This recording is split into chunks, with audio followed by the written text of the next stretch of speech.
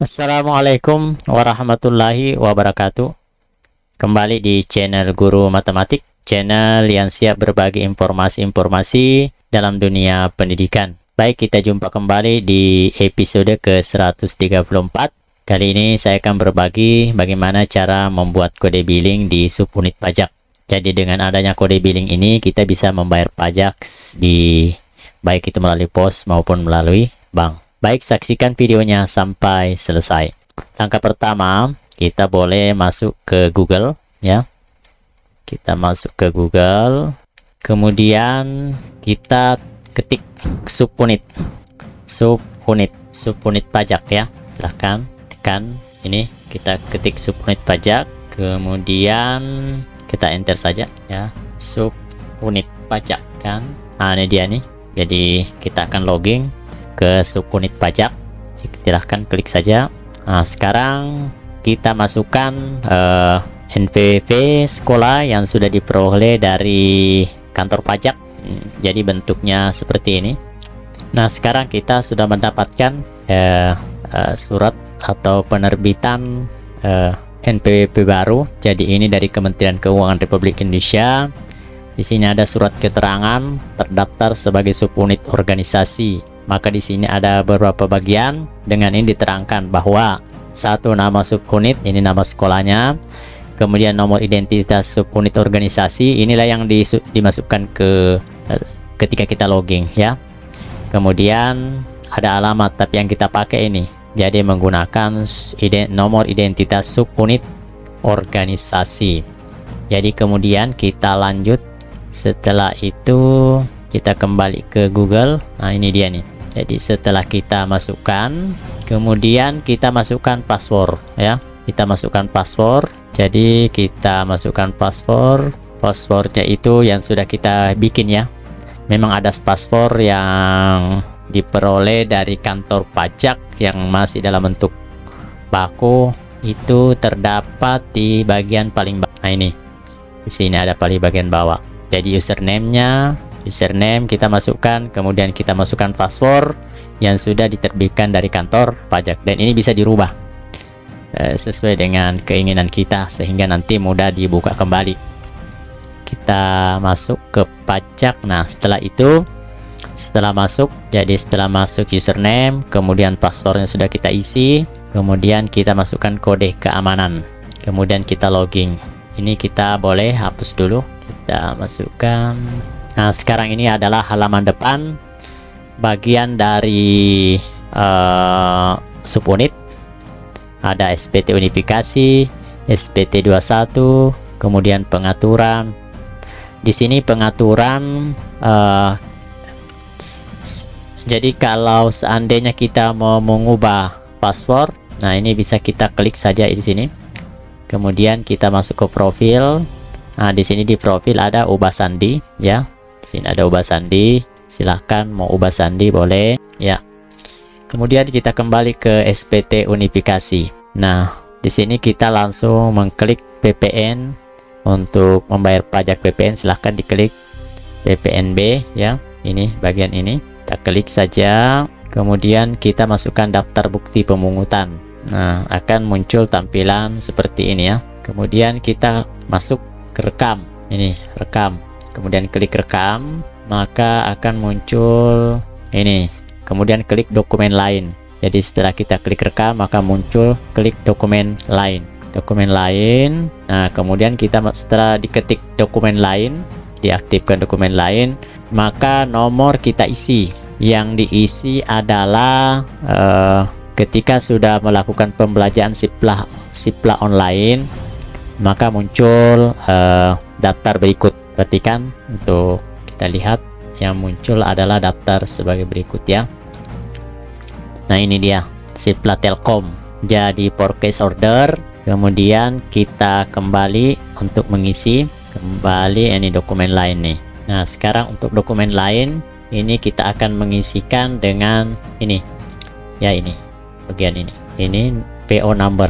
Jadi ini diisikan PO number, diisikan ke sini. Berarti kita klik dengan memasukkan PO number seperti berikut, ya. PO 2022, kemudian 03, 26, 02, 7 dan seterusnya dimasukkan ke sini dia ya. Jadi saya coba masukkan. Nah, kita masukkan sesuai dengan nomornya. Kemudian kita masukkan NPWP rekanan. Jadi NPWP rekanan dimasukkan. Jadi setelah itu kita masukkan NPWP rekanan. Kemudian secara otomatis akan nama rekanan sudah ada. Kemudian tanggal dokumen diisi sesuai dengan di sini, tanggal 26 bulan 3. Datanya sudah lengkap. Kemudian jangan lupa memasukkan jumlah barang jumlah harga barang yang telah dibeli. Dengan memasukkan jumlah barang yang sudah dibeli, maka otomatis PPN-nya akan terlihat seperti berikut ini. Ini PPN yang akan kita bayarkan. Ini PPN yang kita bayarkan 3.900.000, 10%, atau bisa langsung dibagi 11, maka kita dapatkan jumlah pajak yang harus dibayarkan adalah sekian, 354.545.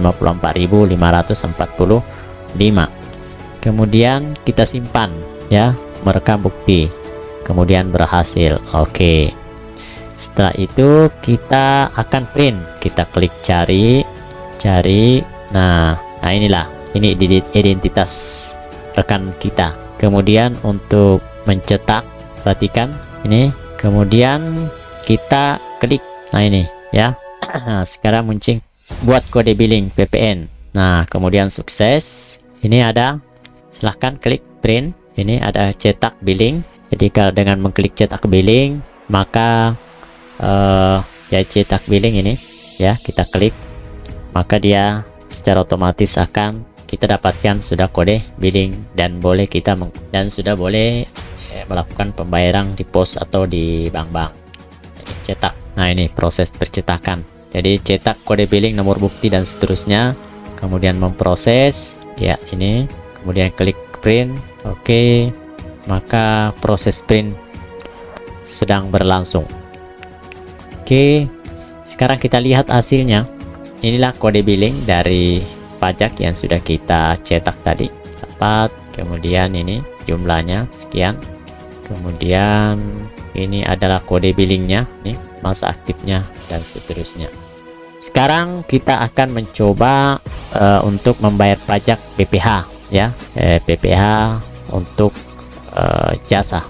Sekarang kita akan mencoba mengisi untuk, sebelum kita memulai untuk mengisi SPT untuk pajak PPh 23, kita lihat dulu nama pengurus yang bisa kita jadikan untuk menginput data pajak ini untuk kode billing kita. Jadi klik ini, kemudian profil, kemudian lihat ada penandatanganan kita lihat. Nah, ini ada nama-nama pegawai pengurus yang sudah ada di sistem. Jadi tinggal kita memilih siapa yang akan kita jadikan untuk pengurus yang ada di sistem. Setelah itu kita kembali ke SPT unifikasi, kemudian kita sudah mulai mengisi untuk pencetakan kode billing untuk PPh 23, pajak PPh 23. Jadi untuk jasa pertama kita seperti biasa SPT unifikasi, kemudian sebelumnya kita buka dulu ini halaman awalnya, kemudian kita langsung klik rekam. Jadi ya, klik rekam, kemudian akan muncul halaman seperti ini ya. Kemudian kita isi tahun pajak, kemudian bulan kita isi bulan Maret untuk pembayaran pajak. Jadi kalau yang bersangkutan atau yang dibayarkan upah tidak memiliki NPWP, boleh masukkan NIK ya, boleh menggunakan NPWP. Nah, kalau yang punya NPWP lanjut, yang punya NPWP silahkan lanjut dengan mengisi nomor NPWP rekanan. Nah, secara otomatis akan memproses nama yang kita beri upah. Namanya sudah muncul. Jadi nama sudah muncul, kemudian NPP, masa pajak sudah, tahun, dan seterusnya. Sekarang kita klik berikutnya. Nah, kemudian kita pilih kode objek pajak. Karena ini adalah kita ketik saja ahli, kita pilih ini ya, jasa penyedia tenaga kerja atau tenaga ahli. Nah, kemudian di sini akan tertulis berapa persen dikenakan pajak jika dibayarkan upah. Ternyata di sini 2%. Tapi jika seandainya kita memilih objek yang lain, maka secara otomatis potongannya akan berubah. Baik, kita lanjutkan. Karena kemarin yang dibayarkan itu upahnya adalah 1 juta, maka pajaknya secara otomatis terpotong 20% ya. Kemudian kita lanjut berikutnya. Kemudian setelah itu kita tambah lagi. Kemudian kita pilih dokumen yang ada itu adalah bukti pembayaran. Kemudian nomor dokumen kita yang ada di pembukuan itu dokumen 10. Kemudian kita isi tanggal waktu diserahkan upah ya. Oke, kemudian kita tambahkan. Dengan demikian muncul seperti ini ya. Maka proses pembuatan memasukkan identitas sudah selesai. Sekarang setelah kita menginput nama dokumen, nomor dokumen, tanggal, dan seterusnya, langkah selanjutnya kita buat berikutnya. Kita lanjut, ketik saja berikutnya. Kemudian kita pilih sebagai pengurus seperti yang ada di profil. Kemudian kita pilih salah satu pengurus yang ada di profil yang sudah kita lihat tadi. Kita pilih saja yang pertama. Kemudian kita centang ini, dengan ini menyatakan bahwa bukti pemotongan ini dan seterusnya. Kita centang, kemudian kita simpan. Data berhasil disimpan. Apakah Anda ingin merekam bukti potong pasal 21 dan seterusnya? Ketik saja ya.